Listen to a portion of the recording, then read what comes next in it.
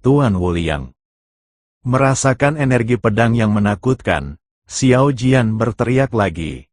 Tuan Wuliang hampir menangis. Namun dia tetap menyatukan tangannya dan berkata Amitabha, dan dalam sekejap, tubuhnya dipenuhi cahaya Buddha, dan tubuh guru-guru tak terbatas meledak seperti balon, akhirnya menghalangi semua orang di belakangnya. Energi pedang jatuh, dan tubuh Tuan Wuliang terbang mundur sejauh puluhan mil, dan darah dari mulutnya menyembur ke udara. Kalian sungguh sampah, panggil kalian dinasti Xiao yang bisa mengalahkanku. Yang Mulia memandang semua orang dengan jijik dan berkata, semua orang diam, siapa yang bisa mengalahkan dinasti Xiao? Hanya Xiao Yuanshan yang bisa bertarung terbaik, tapi tidak ada yang tahu di mana Xiao Yuanshan saat ini. Laona adalah petarung terbaik di dinasti Xiao. Suara Guru Wuliang datang, dan kemudian terdengar di depan semua orang. Bahkan setelah dipukuli seperti ini, Tuan Wuliang tidak melarikan diri sendirian. Yang Mulia ke-10 memandang Guru Wuliang dan tidak bisa menahan diri untuk tidak meludah ke tanah, kamu keledai botak tua adalah yang paling sampah. Jika tidak bisa dibunuh, aku akan bertarung denganmu. Setelah mengatakan itu, energi dan darah Guru Wuliang melonjak, dan dia mulai membakar esensi dan darahnya. Semua orang memandang Guru Wuliang dengan kaget.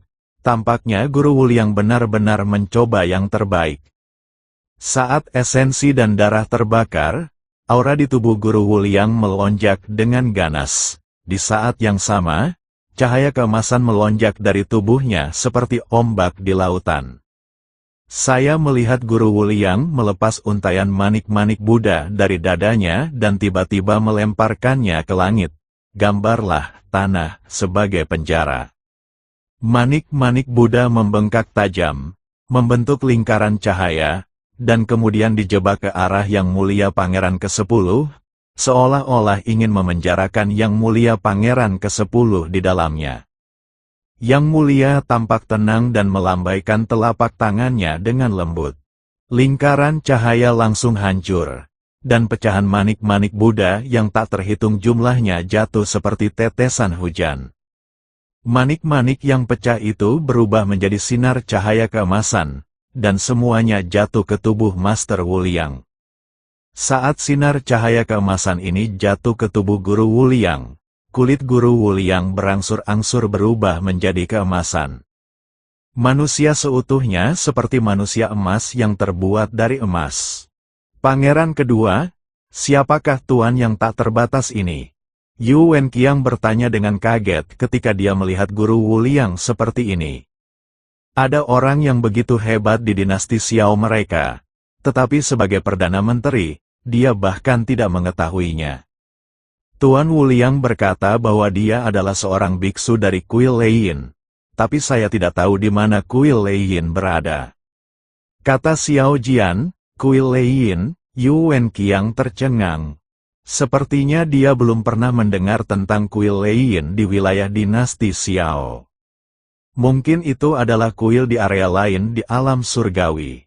Namun, setelah mendengar tentang Kuil Leiyin, Raja Iblis Ciyun di Lautan Kesadaran berkata, keledai botak tua ini sepertinya tidak berada pada level yang tinggi.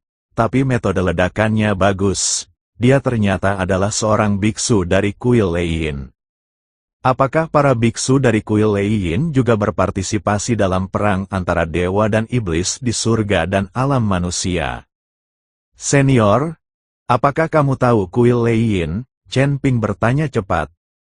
Tentu saja Kuil Leiyin ini adalah kuil paling terkenal di surga tingkat 4.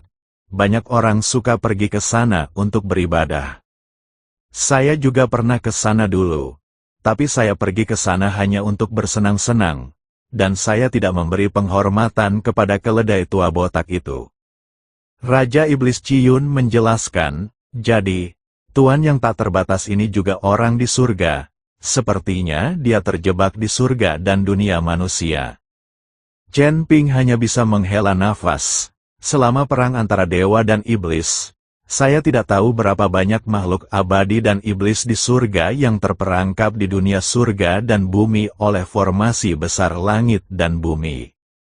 Orang-orang ini terjebak di dunia para dewa dan manusia dan tidak memiliki cara untuk berlatih. Setelah ribuan tahun dibaptis, banyak dari mereka telah banyak mengurangi kekuatan alam mereka. Hanya saja Chen Ping tidak mengerti. Karena Tuan Wuliang adalah orang dari surga, mengapa dia berusaha keras untuk membantu Xiao Jian? Pangeran kedua, mengapa Tuan yang tak terbatas ini berjuang begitu keras untukmu? Chen Ping bertanya pada Xiao Jian dengan bingung. Lagi pula, orang-orang di alam surga ini sangat sombong, dan mereka meremehkan para biksu di alam surga. Saya juga tidak tahu. Saya juga bertemu Guru Wuliang secara kebetulan.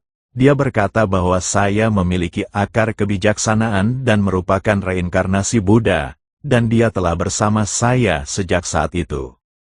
Xiao Jian berkata jujur, Chen Ping ketika saya mendengar ini, saya terdiam. Mungkinkah reinkarnasi Buddha seperti ini benar-benar ada? Bukankah ini sebuah tipuan? Wah, kamu tidak mengerti.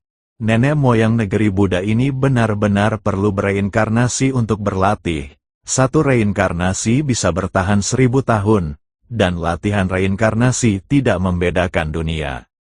Di antara ribuan dunia di alam semesta dan galaksi ini, mereka akan bereinkarnasi di dunia manapun secara acak, sehingga para murid Buddha ini akan mencari reinkarnasi Buddha di dunia luas. Setiap kali aku menemukannya, aku akan berjuang sampai mati untuk melindunginya sampai reinkarnasi memiliki ingatan akan kehidupan sebelumnya. Raja Iblis Ciyun mengikuti Chen Ping dan memberitahu. Chen Ping setelah mendengar ini, kulit kepalanya terasa mati rasa, latihan Buddhis ini terlalu melelahkan. Tidak heran guru yang tak terbatas tidak melarikan diri bahkan setelah dia hampir dipukuli sampai mati. Sekarang dia masih membakar esensi dan darahnya, mencoba melawan dengan seluruh kekuatannya. Yang mulia ke-10 memandang Guru Wuliang seperti itu, menyeringai, dan kemudian menamparkan kepala Guru Wuliang dengan keras. Tuan Wuliang tetap tidak bergerak, dengan tangan terkepal, tidak bergerak seperti gunung. Sebuah tamparan menghantam kepala Guru Wuliang dengan keras. Tubuh Guru Wuliang bergetar hebat, dan cahaya Buddha yang tak terhitung jumlahnya bergetar dari tubuhnya. Tuan Wuliang ditampar keras oleh yang ke-10. Meskipun Tuan Wuliang berhasil melakukannya, pemandangannya agak canggung. Ini seperti seorang anak remaja yang menamparkan seorang pria tua, tidak peduli bagaimana Anda melihatnya, itu aneh. Wajah Tuan Wuliang memerah dan dia tetap tidak bergerak. Yang mulia Pangeran ke-10 tersenyum tipis, menyenangkan sekali. Tamparan lain terjadi, kali ini di kepala botak Tuan Wuliang. Kali ini, Guru Wuliang langsung dibuang, dan cahaya Buddha yang tak terhitung jumlahnya bergetar di sekujur tubuhnya, menyebar seperti riak ratusan mil jauhnya dalam sekejap. Pada saat ini, Tuan Wuliang mengatupkan kedua tangannya, dan kecuali ekspresi agak marah di wajahnya, dia sama sekali tidak bergerak. Bahkan setelah dicambuk, dia masih tetap terlihat beribadah setelah mendarat. Hahaha, keledai botak tua itu lucu sekali. Yang mulia tertawa, lalu menghilang seketika, dan kemudian muncul kembali di depan Guru Wuliang. Semua orang dapat melihat bahwa 10 pangeran ini sedang mempermainkan Tuan yang tak terbatas. Dia sepenuhnya mampu membunuh Tuan Wuliang dengan satu tamparan, tapi dia memilih untuk tidak membunuh Tuan Wuliang. Mungkin di seluruh dinasti Xiao, hanya Master Wuliang yang bisa bermain dengannya untuk sementara waktu. Melihat Yang Mulia Pangeran ke-10 muncul di hadapannya, Tuan Wuliang ingin membuka mulut dan mengutuk. Jika kamu tidak bisa mengalahkannya, kamu cukup memarahinya untuk melampiaskan amarahmu.